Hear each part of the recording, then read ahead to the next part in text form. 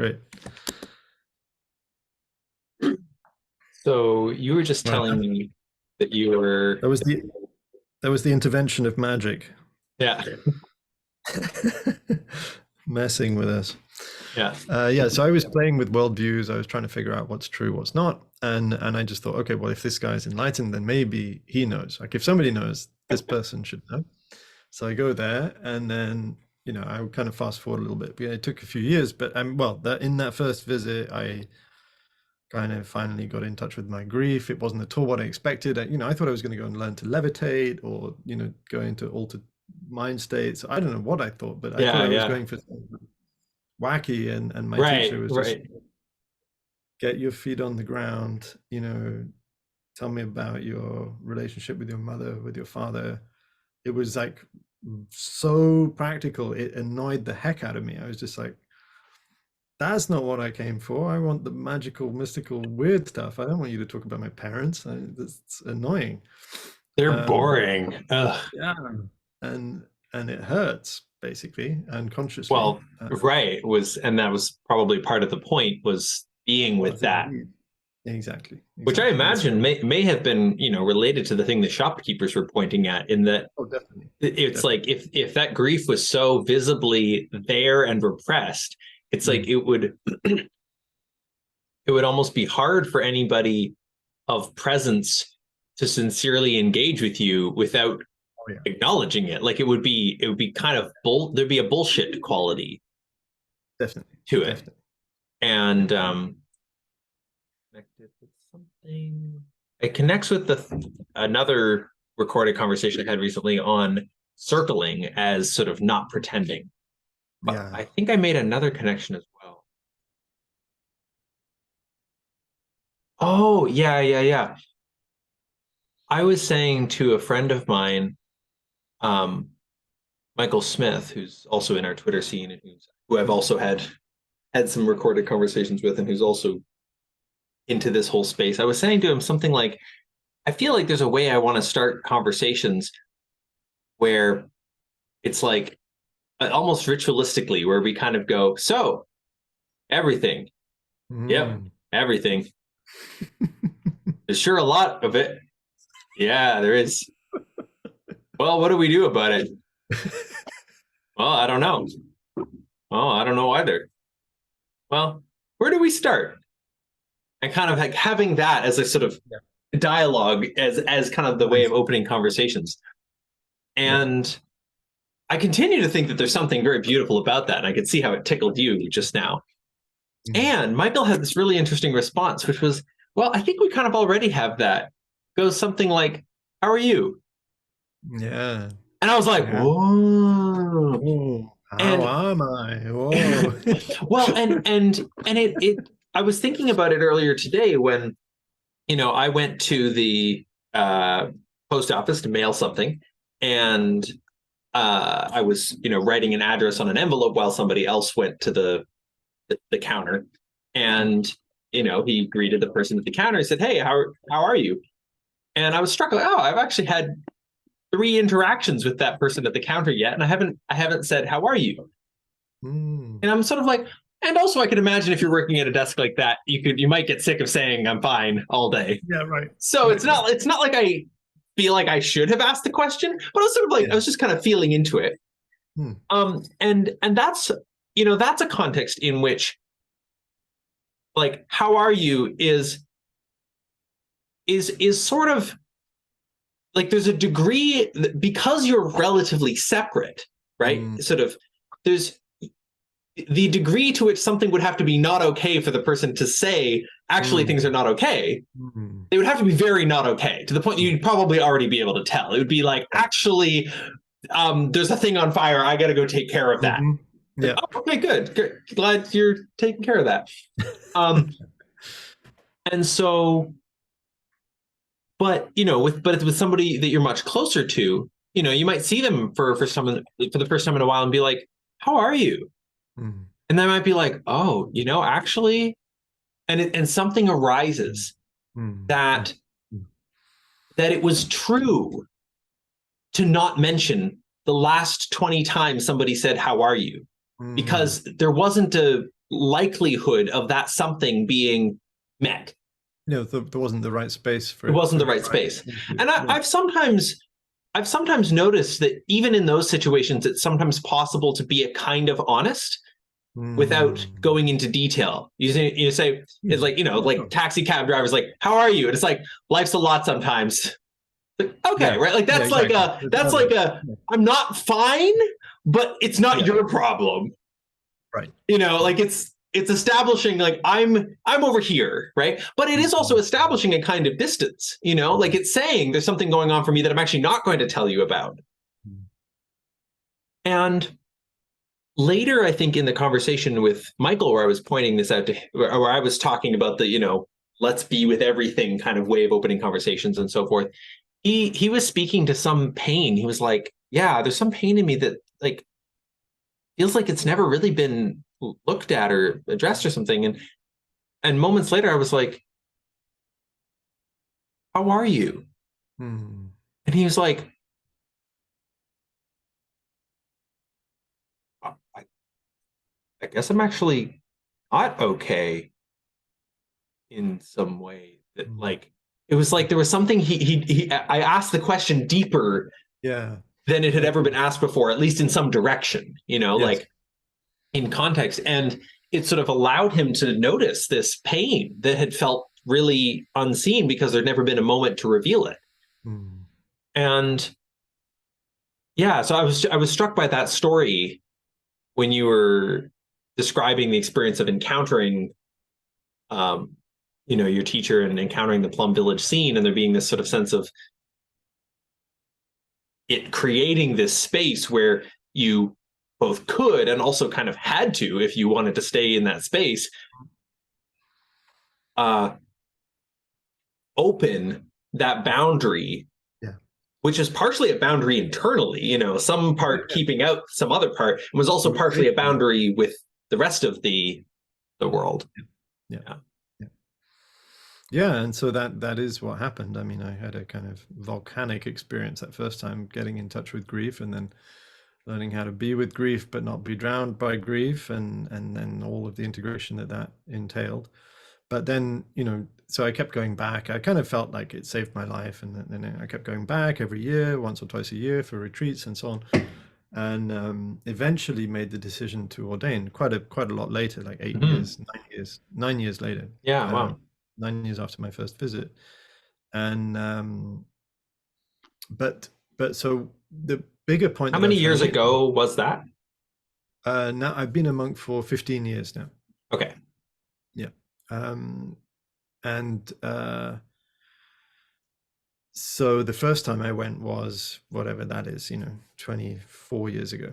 Um, and Yeah, that makes sense. 1999. Yeah. Um, it's nice having having a degree in math. It's like I just sometimes need to check if I can actually still do arithmetic. Yeah. Yeah. Not the same thing. No. No. But, Almost unrelated, but yeah, completely. But anyway, I so what I'm trying to paint here is this picture of, even though I've been doing all this practice and I've been going to all these retreats, my training in individualism is so mm, strong that when I eventually then enter the monastic community, which is a largely Vietnamese community, it happens, it's less so now, but then it was, there were very few Westerners on the brothers' side. And I was sort of thrust into a profoundly communitarian experience, and it's like the depth of the community is multi-layered. It's kind of like part of the sort of community experience arises just as sort of a fruit of Vietnamese culture mm, and Vietnamese life, which just kind of, despite communism, I mean, you'd think communism is about community, but it's actually kind of despite communism, it's much older than communism. It's basically because Buddhism largely has been present as a guiding sort of force and structure in Vietnam for at least 1,500 years, and so it's kind of deeply embedded in just the Mhm. beingness of the people, like sharing food. Like if anybody has any food, it's automatically shared with however many people are there. There's just no Mm. question, right? It's just And that's Plum Village, not Vietnam, or it's both. actually Vietnam. That's Okay, the weird yeah. thing. Like at first it looks like it's Plum Village, and then you realize like, oh no, actually, when you go to Vietnam, then you realize like, oh, hang on, it's actually Vietnam at some deep level. Maybe it's less Vietnam now, but it's the older Well, Vietnam. right, yeah, yeah, yeah. Things In can some change. aspects, Things that have been one way a long time can change remarkably quickly.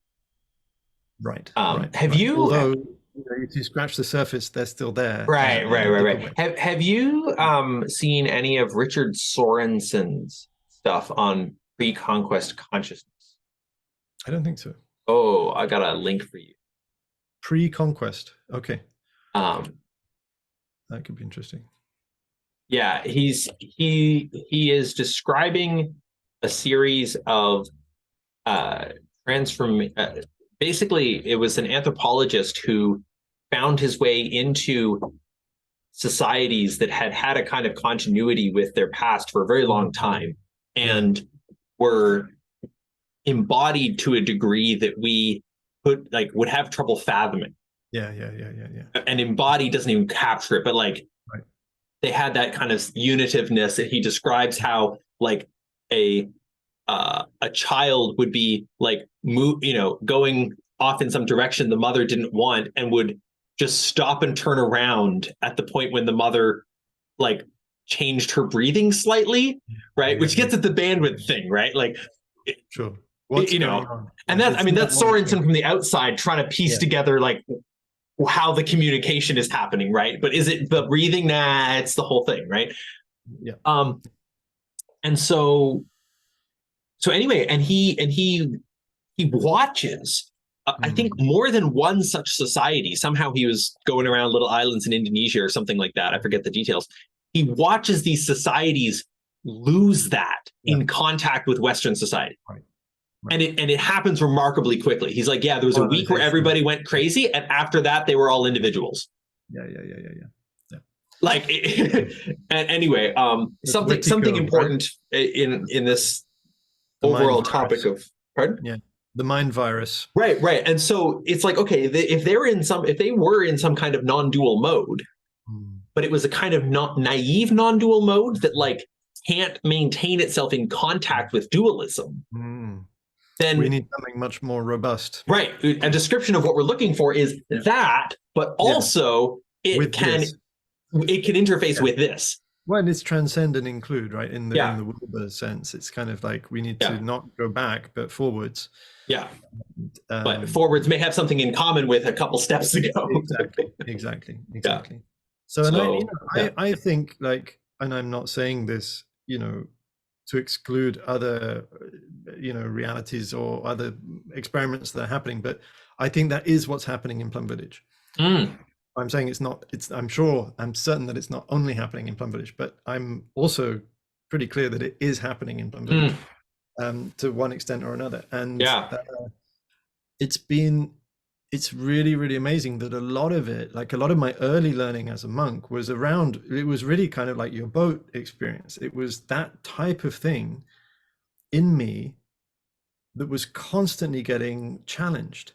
It was Hmm. kind of things like just like spatial awareness. So what I noticed was that Westerners, as a Westerner, and seeing it in the other Westerners, we were just much more focused on our own needs Hmm. than Hmm. my Vietnamese brothers, for example, and sisters. But it was like you go into a room, because we a lot of, it's a lot of the time, like every day, pretty much, there would be some moment where we'd be sitting in a room, like we all share rooms, right? We don't have individual rooms. Yeah. That's already something, like for a Westerner who's grown up with Yeah.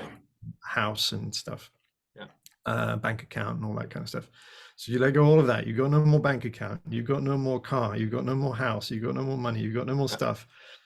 You have a bed in a corner and you're sharing a room with four guys, different ages. Some you kind of speak some languages together, some not. Mm. So it's like a lot of nonverbal communication. Right. Yeah. Interesting.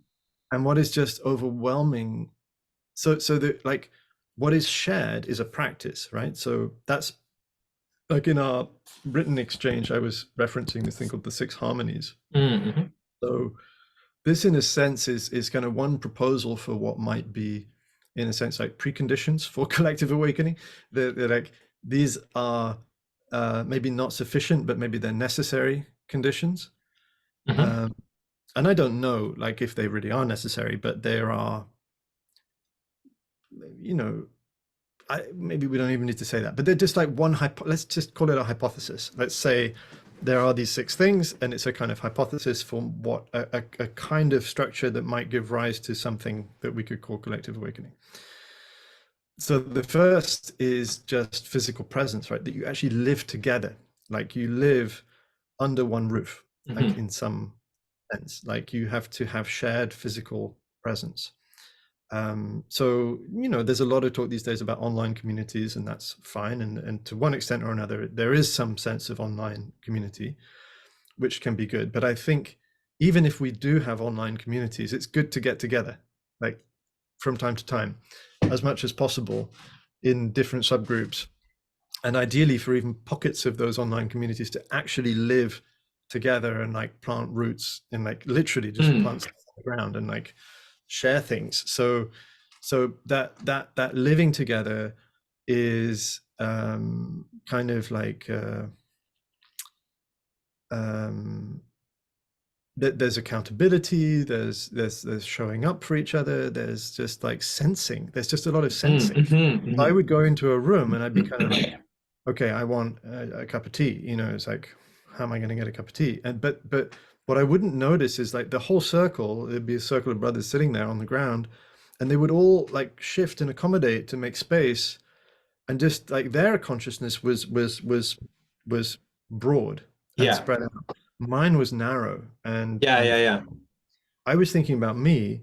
They were thinking about and effortlessly, right? And so Mm-hmm. I had to learn, like I really had to like pay Yeah. attention to like, oh, there are different kinds of awareness. Like mostly I've trained this narrow focal awareness. Oh wow, I could train this wide open awareness. Wow, what that's different. Maybe I could notice the next time somebody comes into the room, I could be kind of in a sense more attentive to the way that this collective, whatever this is, like the manifold has Yeah. shifted with Yeah. this new energy. Yeah. I could be sensing that rather than just sensing this, Yeah. right? Yeah. Yeah. Yeah. And And there, that's there's literally something you can do. there's an adjacent move here, which is okay. I've got to be neurotically tracking every time somebody comes into the room in order to make sure that I'm the right kind of monk to be welcome in Yeah, the yeah, group. yeah. Oh, yeah, you can tie yourself up in all kinds of knots around that. Yeah, and trying to Yeah. be the best monk, trying to be a good monk. Oh my God, that's deadly. Yeah. Absolutely deadly. You can literally burn out. I've seen people flare Uh, and burn in just part by trying to be the best monk. oh yeah, definitely. Enormous, enormous pressure. Enormous pressure. So you have to Yeah. find a way of doing it which is not effortful. um, but which Right. is Right. more like a sinking in to something which is, in a sense, already happening. You just hadn't noticed that it was happening. So Mm. it's like actually the move is like a billionth of a millimeter. It's not suddenly trying to construct Right. Right. It's not a bunch more try. awareness. Yeah, exactly. It's less. If anything, it's Yeah. just like, Yeah. what can I remove this frame? And I remove this frame, and I Yeah. remove this concept and this notion and this belief. Yeah. And then it's kind of like what remains is just what was already there. Yeah. And there's a sense in which, and this is part of what I've been feeling into here, is like, with the canoe analogy and everything else, it's sort of like there's a sense in which, like, if you walk into the room and you're like, how do I, you're like, sort of assuming that you're gonna, whatever the thing is, get a cup of tea, it's like you've sort of pre, you sort of you've narrowed your attention in part on a one specific thing you're trying to do. If you instead walk in and you're like, okay, like there's like maybe an alternate failure mode that's something like, whoa, I'm in this space with other people. What do I even want? Yeah, Right? yeah, Kind yeah. of like, And I've seen Western guys go into that extreme as well, definitely. interesting. Yeah. Yeah, kind of trippy hippie mode. Yeah. Some of them come in with that Or vibe. they try to adopt it because they Oh, think right. that's what That's makes where they end fun. up when they try to learn the Yeah. other thing. Yeah, Yeah. yeah, yeah. And there's a different mode that comes in and is like totally attentive to the, the desire for something to wet the lips or the desire to something to warm the belly, is Which like is fine. totally attentive to that as part of everything. Exactly, exactly. And, notices that somebody else is already making tea and goes and like refills the whatever and like Yeah, just like, there's a naturalness to it. yeah, yeah, it's a dance. It's exactly. It's not that you suddenly like negate or deny your own needs. It's not that. It's not at all that. It's Mhm. just that just part of I this think whole I think flow. that like it's easy to confuse renunciate practices with denying your own needs. Oh yeah, definitely. Lots of Um, people try to go yeah, there. yeah. Yeah. I either and then you try to do that, or then you say fuck that. Yeah, yeah. Oh yeah. I mean, Yeah, I've yeah. definitely for myself like not been drawn to renunciate styles of Mm. things. Like it doesn't uh, appeal to me or doesn't draw me in. Yeah. Uh, Well, and there's I could tell a whole bunch of my story about the experience I had of being in a uh, I think I started to mention a little bit of this uh, a the long time community ago, but like experience I, you had. Yeah. yeah, 10 years ago, moving into a community house that was also aiming to sort of create this sense of Mm. collective awareness and so forth, but in a way that was sort of the opposite of monk Mm-hmm. Yeah. style in the Yeah. sense of, it was just a house in a neighborhood and we were actually eating together less than many Mm. like sort of I'm just going to say like uh boring intentional communities. Yeah, yeah, sure, sure, Where by sure. boring, I just like a group of people living together, woohoo! Like Yeah. it's not like well, I mean Share a that's meal. a little less intentional, but I would say Yeah. yeah, we were eating together less than like lots of people who were like, yeah, we want to cultivate community. And I would sometimes, people would describe us as an intentional community, and I would sort of say, well, we are, but we're not. What we're doing is not about living together, except in as much as all of being human is about living together, which is Mm. to say, entirely, Mm. but not like necessarily in the way that you'd think. Right. Right. And part of why we were doing our food separately was because we were wanting for we were wanting people to have a really sense of like profound space to make mistakes. Mm. And part of how we did that was by separating out the system. So it's like if one person gets in a tangle about how they're doing food, other people can sort of keep doing their thing. And I mean, that's just sort of one Mm. way to put it. But we did have like a shared dishing system. We didn't have a dishwasher, and we had at times many people living in the house. And so the flow of how the dishes were operating was what the founder sometimes referred to as a keystone species in our ecosystem. And the framing of the place at one point was household as ecosystem. So we were sort of Mhm. taking an ecological view of what it is to live together and so forth. And I would say that a lot of what we were aiming to do was about that kind of expanded awareness and sense of being aware of each other. And I Mm. don't think that we were as clear about that as I feel now. Like we were Mm. kind of conflating a few things. We talked a lot about wanting to um, cultivate the collaborative mindset, Yeah.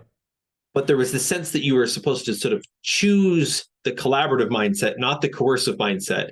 And this Mm. ended up setting itself up for sort of dualistic things where, And wrong making. right, even though Yeah. part of the whole point of the collaborative mindset is there's no right and wrong, Yeah. but Yeah. there You're not and being collaborative enough, so you're or wrong. something, right? And it's like Yeah. I think part of what was going on was like we could see when each other's ego boundaries were up, Mhm. right? But like there was a kind of response to that was itself a bit aggressive Yeah.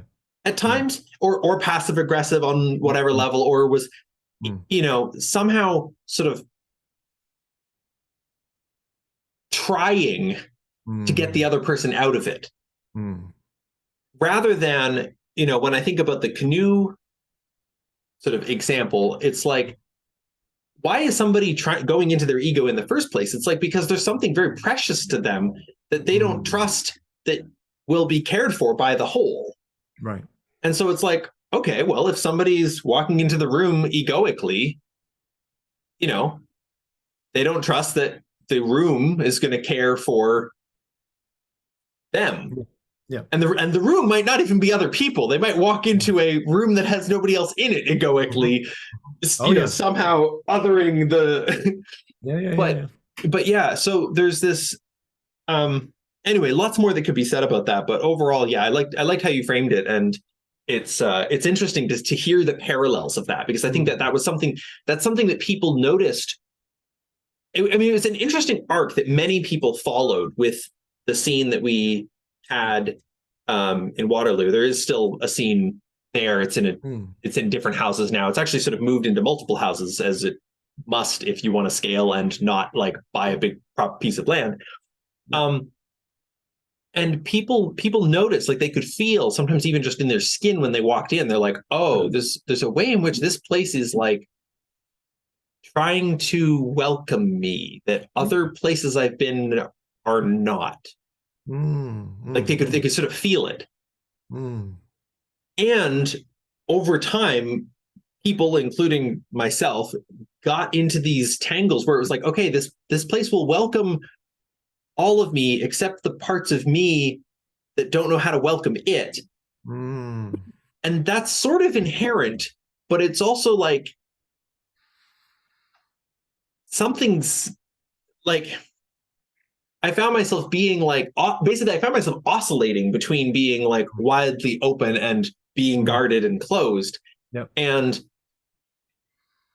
there So, was what do you yeah, think are the factors that contribute to that? I mean, and I ask that question with a few in mind, but um, yeah, I also want to ask it openly. yeah. I'm curious also as you ask it, like to what extent you've seen people go through oscillations at Plum Village as well, where they sort of they get in this really expanded mode and then they contract. Oh yeah, yeah, yeah, Yeah, yeah. yeah. So No, I that mean that's that definitely a factor, and it's like I think our kind of success rate in this, I mean, there's no success or failure, but it's just like not everybody sticks, right? yeah, And yeah. monastic life is hard. You're renouncing a lot in a sense, Hmm. under a certain optic, and in another sense you're kind of not renouncing anything at all, but it's like uh, you're gaining a lot, but Hmm. so the things that can kind of cause interference in the system, as it were, Hmm. that can kind of push people out are Right. And I guess ideas. it seems like you wouldn't necessarily assume that everybody who comes and tries monastic life, it would be best for them to stay. Oh no, no, no, not at Right. all. So Not it's at all. not, in terms of successes, it's like somebody learning a lot and getting really clear on like, yeah, I love this and I want to live like this with my family. And I've heard Right. maybe through you that Perfect. there's a Plum Village family commune thing starting up or something like that. Yeah, there are lots. Um, Yeah, yeah, yeah. yeah, So there are lots of non-monastic versions of Plum Village as well. So the kind yeah. of extended Plum Village family, and the whole idea initially of my teacher, and when he was talking about collective awakening is a community, his idea, he wasn't saying monastic only. Right. Okay, cool. What he always referred to was the fourfold community, which is also an ancient Buddhist notion, Mm. which is lay women, lay men, nuns, and monks. Mm. Now we call it the multifold community because we know that there's not just those, but so we're kind of exploring the non-binary thing, although we haven't quite figured out how that factors with actually becoming monks and nuns, but that'll come. Because you have some sort of division there for whatever various purposes. Well, it's just very ancient, so Yeah, yeah, it's an old ship that's been sailing a long time, and it does turn, but it takes longer. So yeah.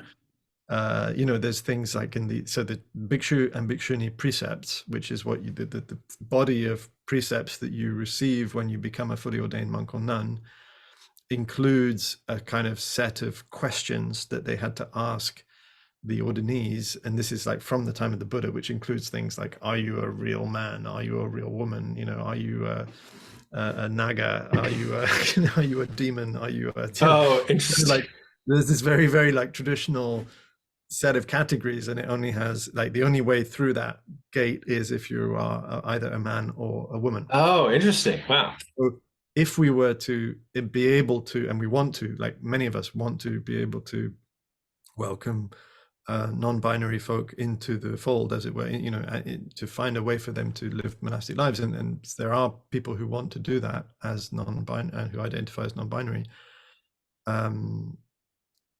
But it would basically involve a complete kind of updating of this very, very ancient tradition, which is unproblematic for some of us, but problematic for others. So Right. depending on one's degree of, cultural conditioning in terms of everything's okay and we can reinvent everything, or no, there is this tradition and it's very important, we have to maintain it.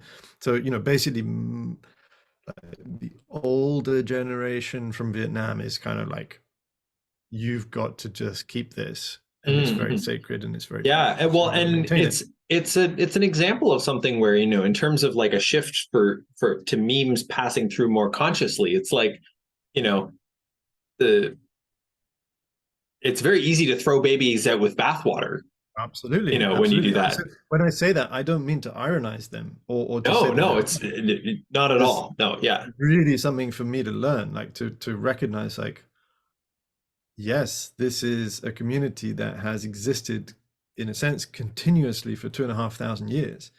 This is not a small thing. yeah, And like, I can't, like, it would be very, very arrogant of me to come along and say that suddenly I know how to fix it, yeah. So like, I have to approach with a lot of humility and a lot of Yeah. respect and a lot of kind of not knowing, just like, And there's a real deep puzzle there, which is something like, so if you have a conservative community, and by conservative, I don't mean any particular like ideology or anything like that. I simply mean moving slowly. Yes.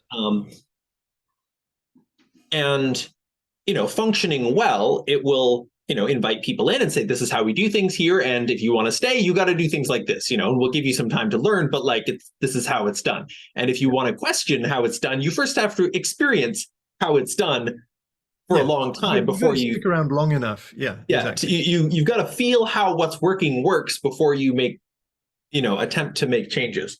And which may involve like taking off lots of layers of framing and right, exactly. but I'm right, and my kind of idea about the ideal society is right, and all my ideas are right, and I guess like it seems like there is in general a puzzle there where it might be that somebody has a really important piece of something that they're seeing, and that person never makes it through that gauntlet also. And I mean, that's a trade-off that in some sense you have to make somewhere. And I guess a different thing is like a person might make it through the gauntlet, but their idea might not, even though the idea actually was important, right? It's like, and one version of that is like, if you have a community where people are learning to repress things, which some communities are, even though they're not trying to be, sure, then you end up with a collective shadow that from the outside looks absurd, but you can only stick around if you participate in it. And so it sort of entrenches itself deeper. So no, I mean, I think that the thing that one of the many things that I really that constantly struck me about my teacher was that he had, to me, this really ideal balance between being progressive, because he's undoubtedly progressive, and yet having such deep roots and understanding of the tradition. In a sense, he was more conservative than the ultra conservative, Buddhist establishment in Vietnam, because he was just like, no, Vietnamese Buddhism is not original Buddhism. You have to go back to source Buddhism. Oh, yeah. What was the Buddha actually saying? Because all of this stuff that we do is actually just Vietnamese cultural stuff. It's not original Buddhism. So right, yeah. So it's like his progressiveness was actually like, in a sense, ultra conservative, right, which can be kind of reactionary, and that like it's doing I mean, also like going to the West and meeting activists and peace activists during the war, and incorporating all kinds of crazy new age stuff and kind of like Yeah. mixing that in. Yeah. So I like the way I visualize it, and I try to keep this alive for me because I feel like it's a very helpful metaphor for me to it's like a way for me to check, like, where am I on this Mm-hmm. progressive conservative spectrum? What am I respecting? What are the values that I'm kind of holding? It's like an ancient plum tree, right? And the tree, if it doesn't grow, it's a dead tree, right? Ah, yeah. Uh-huh. So it has to keep changing. It has to keep changing. If it's not growing, it's dead. It, So, I'm now so suddenly struck by a sense of like, why is that so? Like humans don't keep physically growing. but we do, well, we do keep growing. We keep changing. We keep Yeah. growing new cells and atoms, but we don't like continue expanding in size. Anyway, Weird, huh? But a tree literally just has to keep growing. I mean, yeah. it grows slower and slower and slower and slower, but it is always growing. And at least, I mean, and it keeps putting out new shoots in spring and Mm-hmm, flowers mm-hmm. and fruit. So it has this combination of ancientness, very deep roots. It could be Mm. gnarly and twisted. It could have been there for hundreds of years, for centuries. And yet it also has the freshness and the spontaneity and the novelty of spring, a Yeah, blossom. yeah, beautiful. I love that Like, image.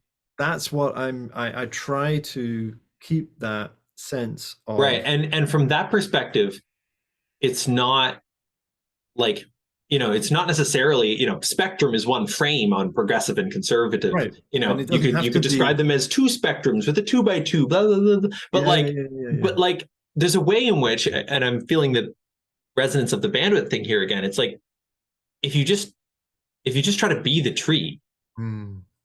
you don't try to like frame it as progressive and conservative, but There's not even, you there's know no how you're opposition. applying the tree as a metaphor. It's not like Exactly. you're just like, oh, I gotta be a tree. Well, I gotta stand very still. It's like, or I gotta like be half underground, right? Like Right. you have the sense of what you mean by it, but you're letting it inspire you in ways you don't even yet understand. Exactly. Exactly. Um, Exactly. yeah, there's something very But cool about that.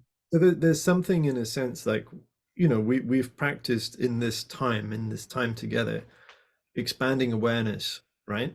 Mm-hmm. From narrow focal to wide and to sort of not I, but we. And, so there's these kind of like spatial cognitive shifts, but there's also a temporal cognitive shift that I've Mm-hmm. really learned from my teacher, which is part of the ancientness of the tree. So I really have learned to live with my ancestors, like, alive in me now, right? So who's talking to you now is not just this, what you see, but also Ah, my mother, my father, my grandparents,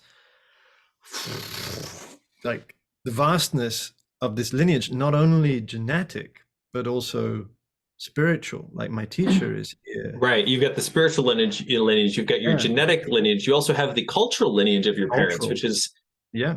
you know, My education, all of my teachers who shaped me, all of my friends.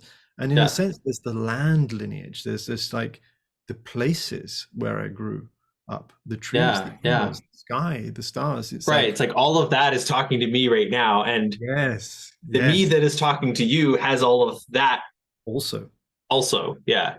this is the meeting that is occurring. Yes. There is still something that I am baffling. I'm trying to make sense of about what even a perspective is. Yeah. Yeah, yeah. It's a good question. Yeah, it feels vitally important. It feels so Mm. central. And Because it does, and it relates to your question of view. Like, what if I could share literally the view of somebody else and try to incorporate these two? mhm. And I've baffled with that a lot myself. And again, I think part of the degree of bafflement is dependent on the degree of the strength of the notion of an external physical world, right? The degree to which, what I observe for myself is the degree to which I can suspend or release that certainty about the reality of external physical Makes space. you feel less baffled. Yeah, yeah, yeah. Not because I then am suddenly having a new knowing or new framing, but Hmm. having less framing makes available to me another type of experience, which is hard to say, but it's kind of almost like shamanic or something. It's more like the everything is in everything else. Like, why can't I be bird soaring? You know, I am. Why can't I be a star 100 million light years away? I am. Like it's the distance of a thought.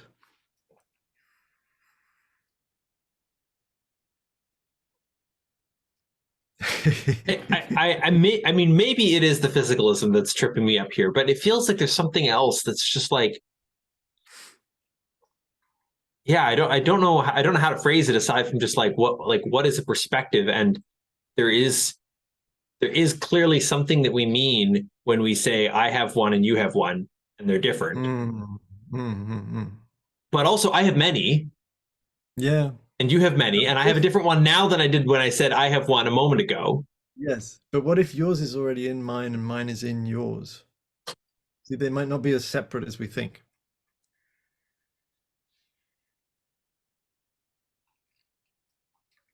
because Yours we're is still conceiving in them my. as different and independent, but maybe them, mutually. Well, they could be It's like different and dependent, but I still think we need different. a Or new so, kind of like, mathematics. So where I go from this, okay, I have a theory and it's immediately a problem because it's a theory. Okay. The thing is like, okay, so I've grown up with science. And mhm. so I grew up making models and frames and Yeah, constructing model realities, clockwork realities in a yeah, sense, yeah, yeah, unconsciously. yeah. That's what I learned to do. And so even when I go into a kind of more non-dual type experience, I still have the habit of trying to modelize it or conceptualize it. But I think that in itself is a hangover of physicalism also. I mean, you don't suppose that we wouldn't have models in this hypothetical future? I think we would be able to move fluidly to a place of non-modeling. And then we could also have models. Right. Okay. I'm like, It doesn't mean that because we wouldn't, without models, maybe you couldn't do science. And, science is cool. I like yeah, science. yeah, So it's like, I'm not anti-science. It's just, yeah, yeah, yeah. I'm just it has like, to also are, be a are, place of completely abandoning all of that. yeah, yeah, yeah, yeah. There's something about being poised here, and there's a few different dimensions of poise. I've Mm, sometimes thought of there's a quality of poise that's like I could do anything. mm, I have all this momentum towards what I'm doing right now, and in this moment, for instance, I could suddenly shut off this call. yeah. I could do that, right? Like, even though there's a lot of momentum and that would feel weird, and so I'm probably not going to. It's like that's available. I could even just like pick up my computer and throw it out the window, which would end the call in a much more confusing, well, in some sense, less confusing way. You'd be like, well, that was weird, but at least I got to watch I got to watch the camera approach the Yeah. ground. Got a new view. Yeah, for sure. Um, but where was I going with that? Oh yeah, so there's a kind of poise that's like I could do anything. And I've noticed when I've done some kinds of meditation that part of what I'm letting go is a bunch of assumptions about what I'm about to do Mm, or what I need to do or various things like that. Um and there's a way in which that feels like dying. yes. And I hear you as pointing at a different kind of poise. Maybe they're the same, but let's for a moment pretend that they're different, which is like it's not about sort of action, but is about something like view and a way of seeing. It's like, oh, I'm seeing it this way, but at any moment I could not just switch to a different way of seeing, because you'll meet debaters who can debate all sides of any issue immediately, but they can't imagine simply being with it.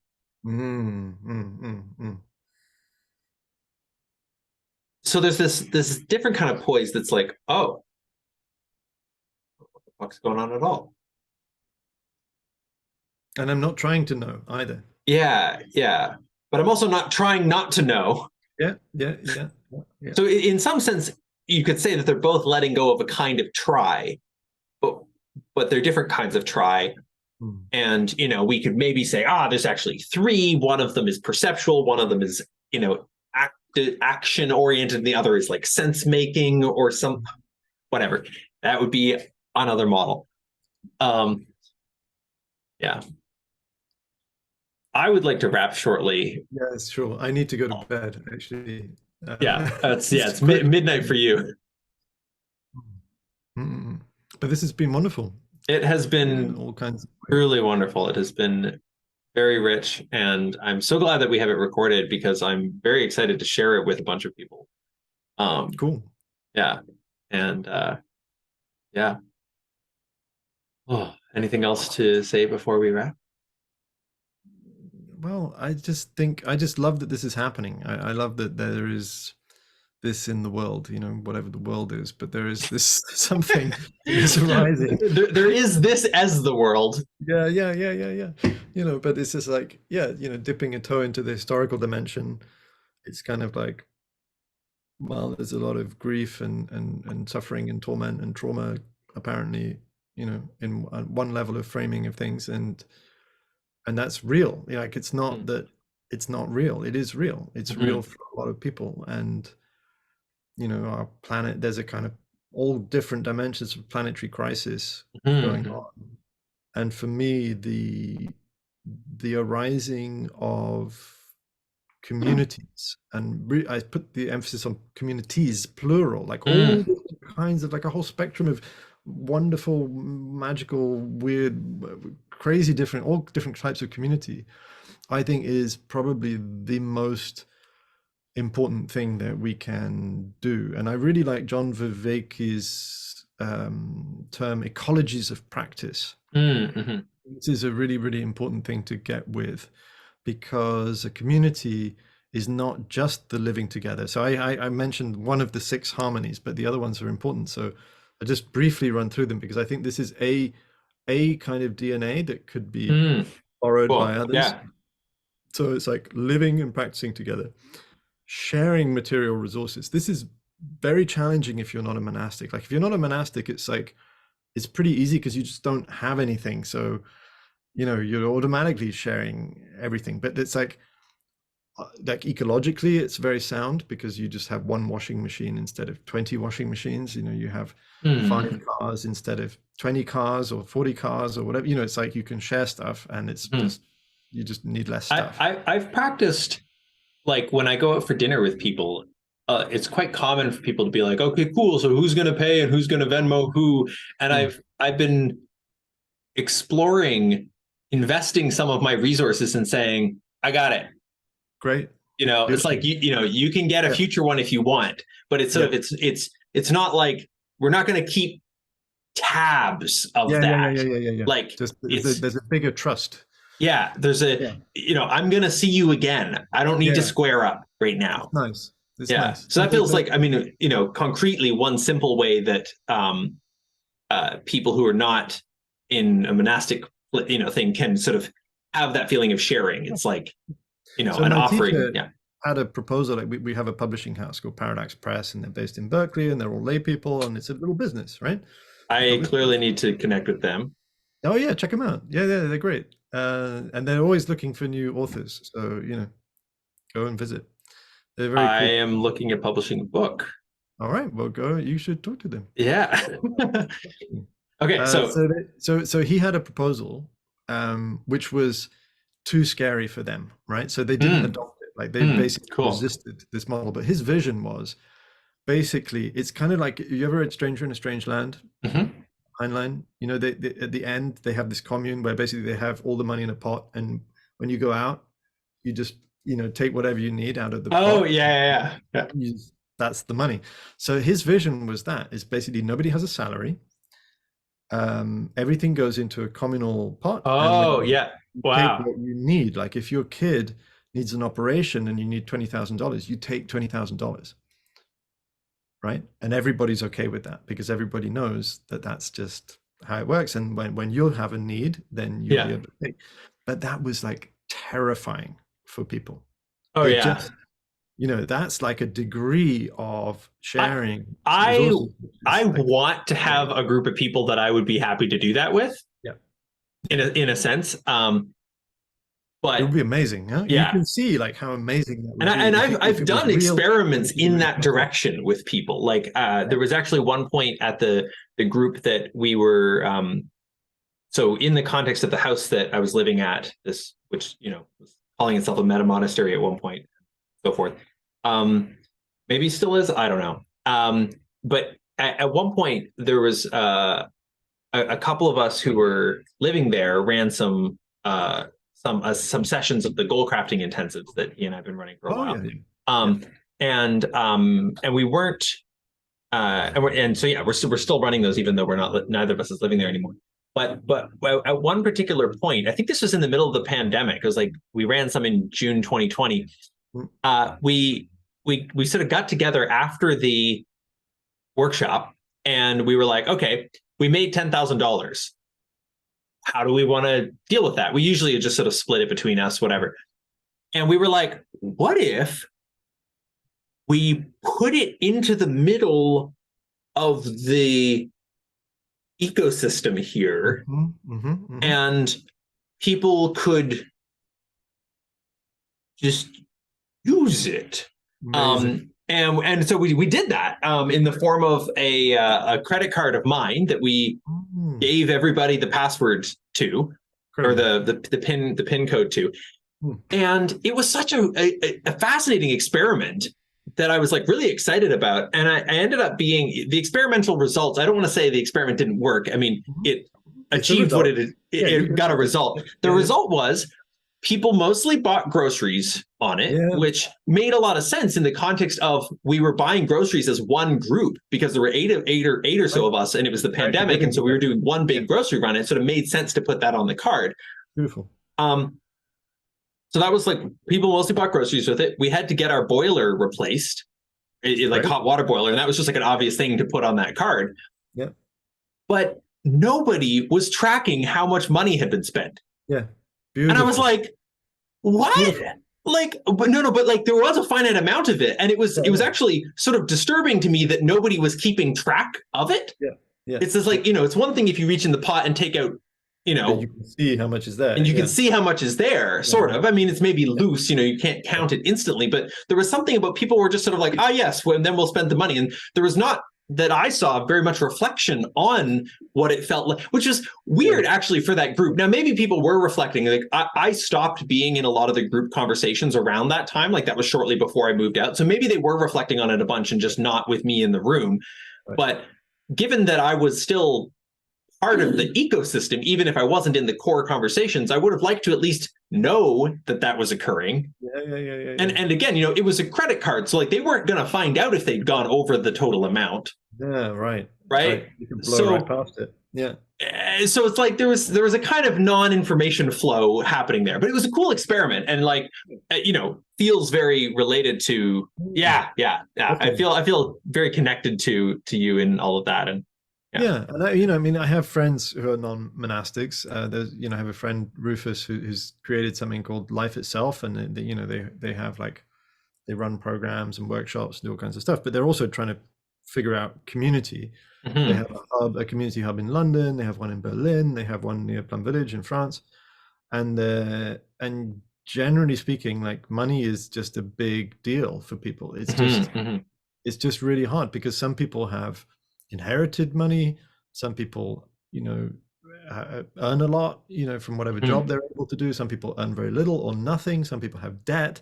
Like, how do you figure that out? That is an open question, I think. Like, and Yeah. and and, and we can't shy away from it. It's a real one, and Yeah. it's I've seen communities like several implode or explode because of Right. that Wow. Yeah. thing. So it's like you've got to take it really seriously. You've got to have some way to just not to be clear and to be open, to have some structure, very much in the historical domain there. And it's like you got to figure Yeah. it out. You can't pretend that it's we're all one and it's all cool and Yeah. Yeah. Yeah.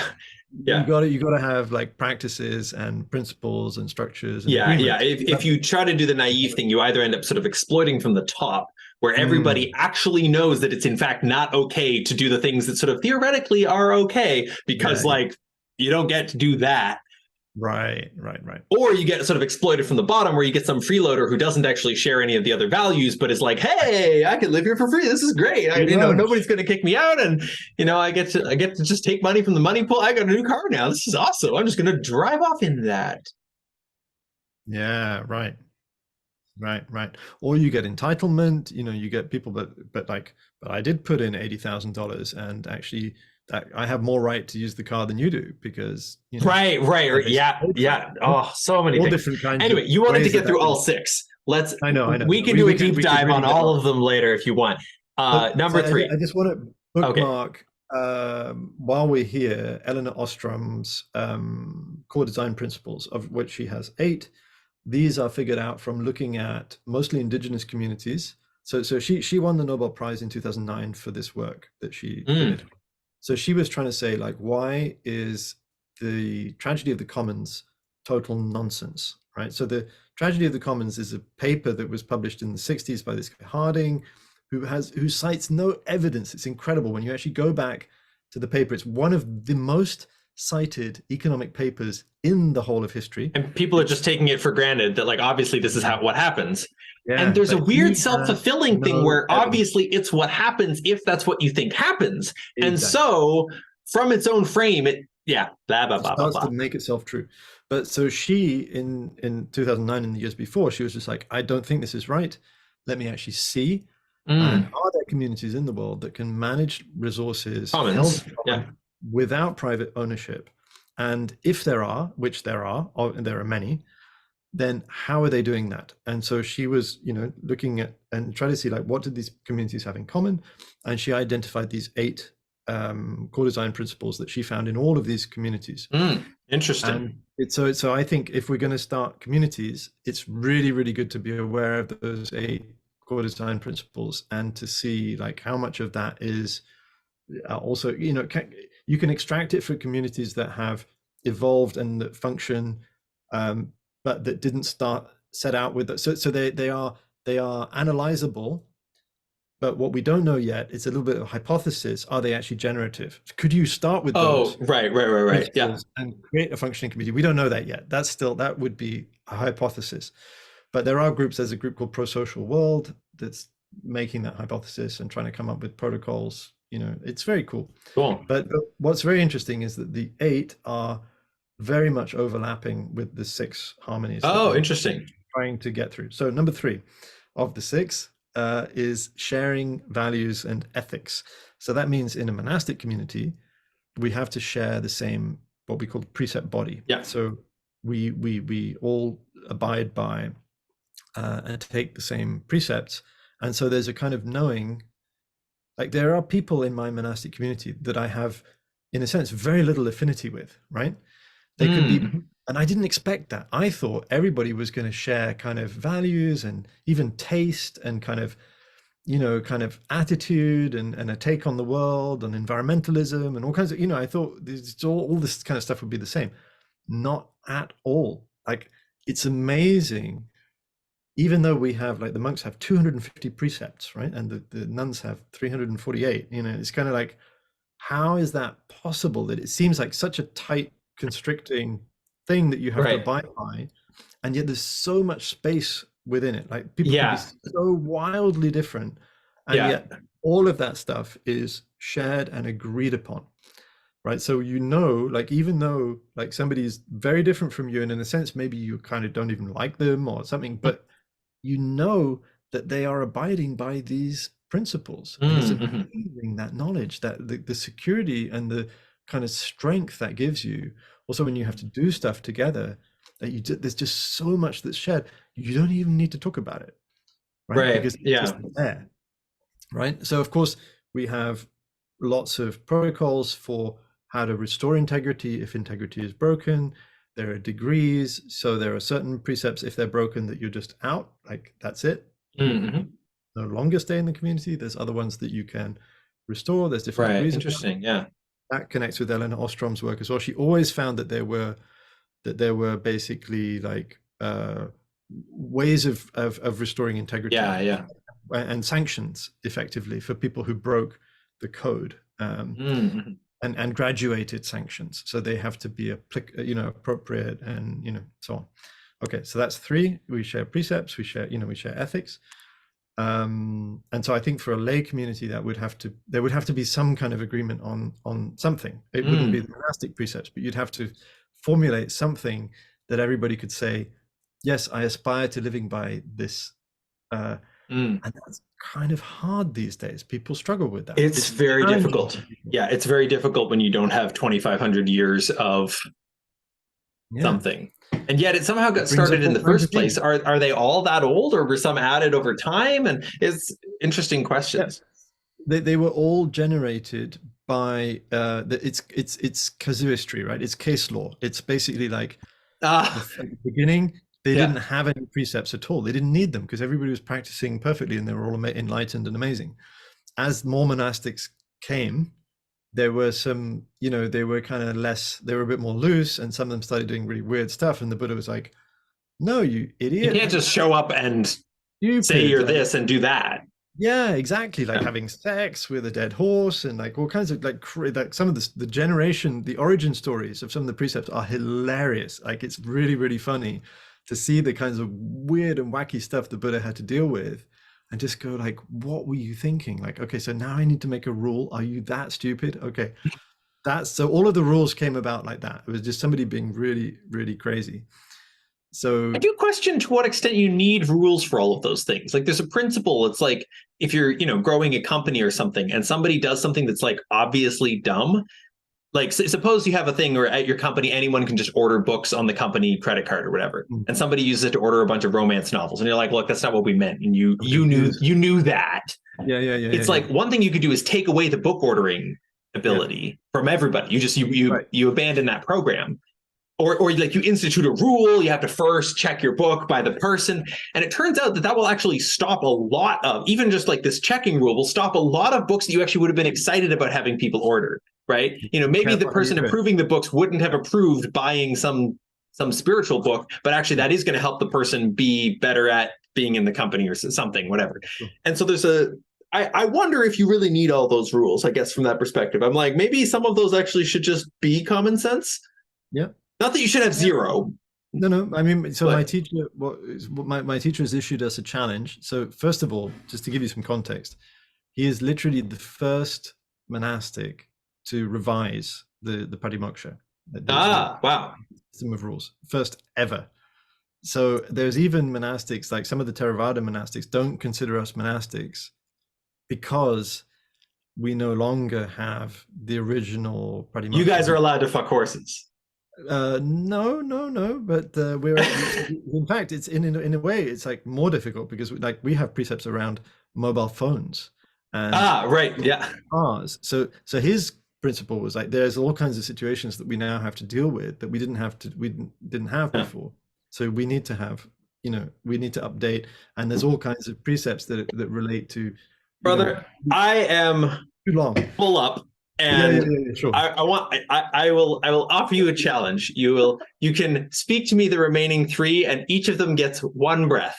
Fine. It's a good principle because I also need to go to bed.